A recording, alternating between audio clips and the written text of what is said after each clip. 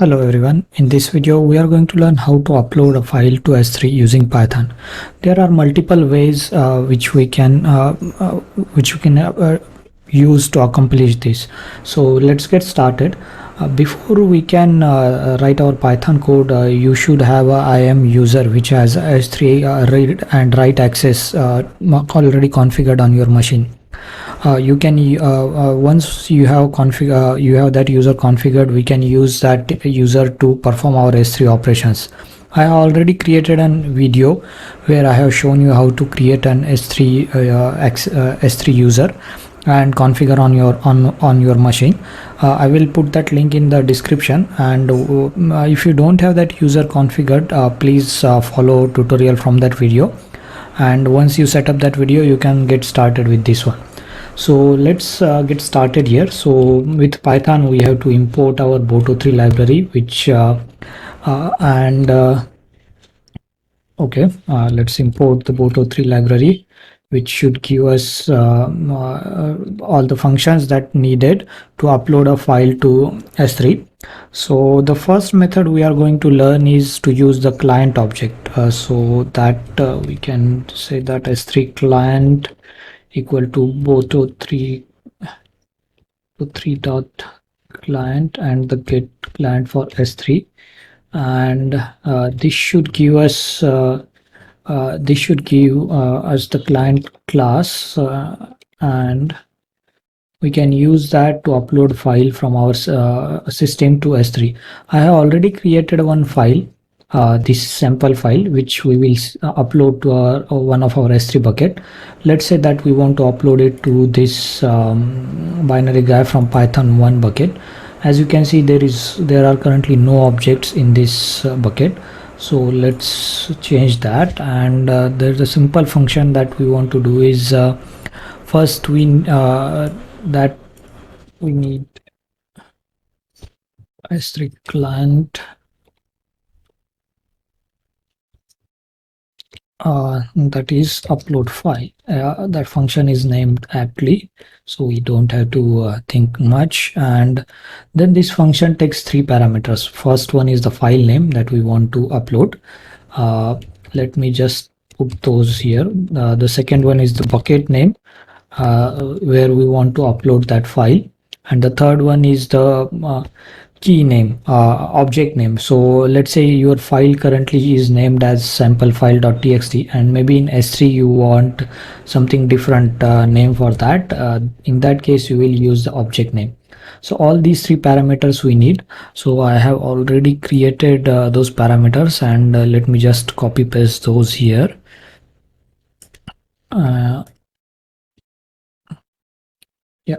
And our file name in this case is samplefile.txt. So let's try to run this program and see what we get. And if we try to run this, we should get error. And if you already know what that error is, that's good to know. So it will say that the samplefile.txt is not found, and this is happening because it doesn't know where that this samplefile.txt is present on your system. To get around this, there are a couple of ways that we can pass. There is one way is we can hard code the path and pass the entire path of that file, path of that file here, and then it will work. But another way is we can dynamically create that path and use that instead of hard coding that one. We can also use OS function so that our path will be built properly on Windows as well as Linux and Mac OS systems. So I have again that there is let me just add that code here so that we can see how it works. So if you see this, the join path will the first thing is this pathlib function, which will give you the current directory, and this join path os path.join function will append this path correctly depending on which OS you are running your code. So if it is a Mac or Linux, it will use the forward slash, and in case of Windows it will use double forward slash. So that's how it will create the path. So now that our path is correct, let's try to run this code again. And if we run it now, we won't get any output, and we are not in printing anything as well. But even if we are printing this response, we will see none, because this function doesn't return anything. But if it doesn't return anything, that means our operation is successful. And let's see if that is true. Let's refresh here, and we can see that our file has been uploaded, the sample1.txt. The same process we can follow using the S3 resource object as well. The process is pretty much same. So I am copying the code, but in in your case you can write it. I just don't want to bore you with me typing this and making spelling mistake. But the resource object is one of the simpler, one of the I would say the resource object is built on top of client object and offers us a simpler ways which we can use Boto3 library. So in this case, first we will create the bucket object, and then use this bucket object to upload the file. We'll rename it, so we will have clear separation S3 resource, and that is what we are using it to get the bucket object. And then that bucket object we are using it, and using that bucket object we are uploading that file. So where this will be useful is when you are dealing with multiple buckets in the same Python script. So in this case you can name your bucket according to your need. So let's say bucket 1, bucket 2, and that way you will have idea about where to which bucket you want to upload that file. So now if we run this code again, so even if we are running the first code, it will just overwrite that file. It's not a big deal for tutorial. So now let's see if we have sample2.txt, and as you can see, the same operation has been performed, but using the resource class of the Boto3. Now the next thing that we want to learn is what if we want to want a fine grained control over our upload. So let's say you want to encrypt your object when you write it to S3, or you want to add a different ACL or access permissions to that object. And if you don't know anything about access permissions, for now just bear with me. I will create a tutorial about that shortly. So in that case, if we need a fine-grained control over object uploads, we can use the put object function.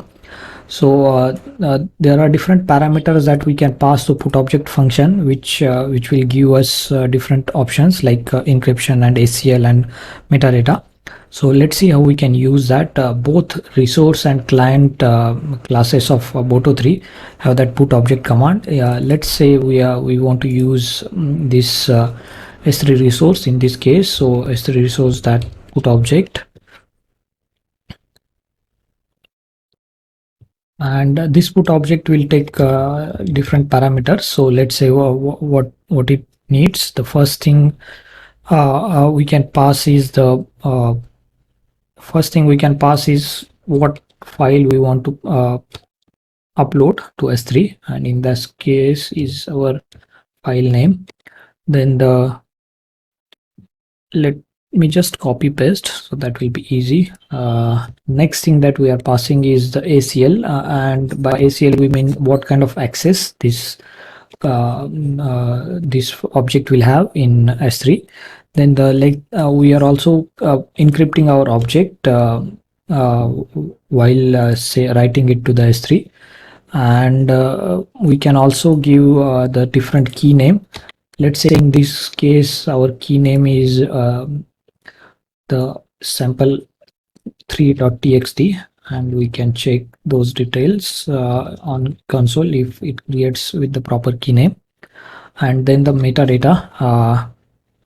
Metadata is like a key value pair that you are adding it for the objects, and we will be again using the bucket object which we have already created to write to upload this file to S3. So now if I run this Let's see what happens.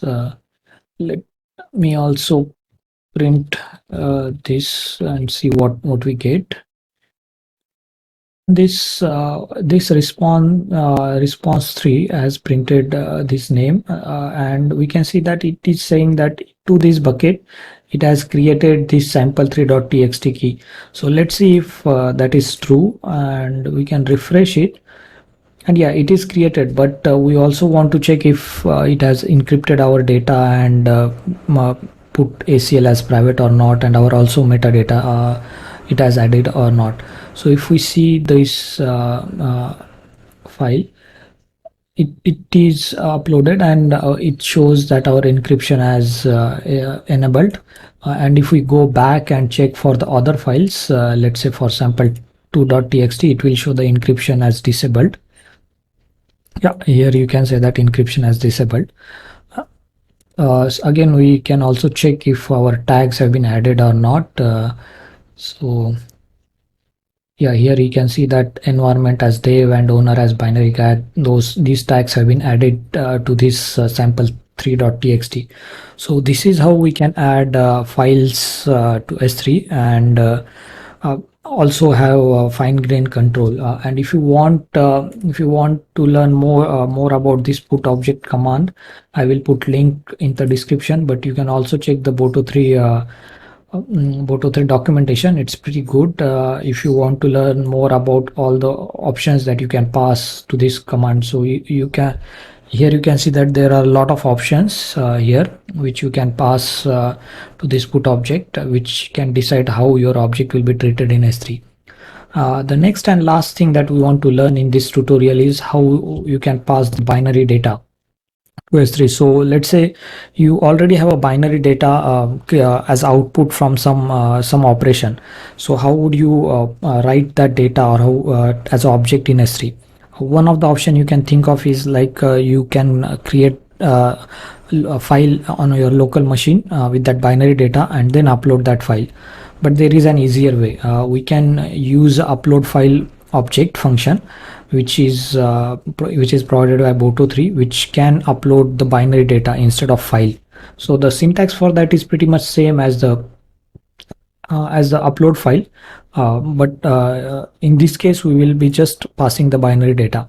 So let me just I don't have binary data, but I can open our file in the binary format with b parameter, and then then write the file to S3. And in this case we are using again the client, and this upload file object method is available for S3 client as well as S3 resource. And let me just change the object name so we can see the difference. In this case we will say sample4.txt, and this should write this object to S3. So let me just run this. In this case it will open the file in the binary format, and that data will be returned to S3 with sample4.txt as our key name. So it has already finished that operation. So let's see if we have that file there or not. And yeah, as you can see, there is already sample4.txt created, which is from our binary data. So these are the different ways that you can use to upload your files to S3 from your local machine. So I hope you have found this useful. In the next tutorial we will see how to list list the files in S3, the different ways that we can use to get our tasks done. Maybe we want to just list files from one bucket or one object, one folder. We will go over that. If you are interested in that video, please subscribe to channel and enable the notifications. And if you have any questions, please ask me in the comment section. I will try to answer as much as possible. See you in the next video. Thank you.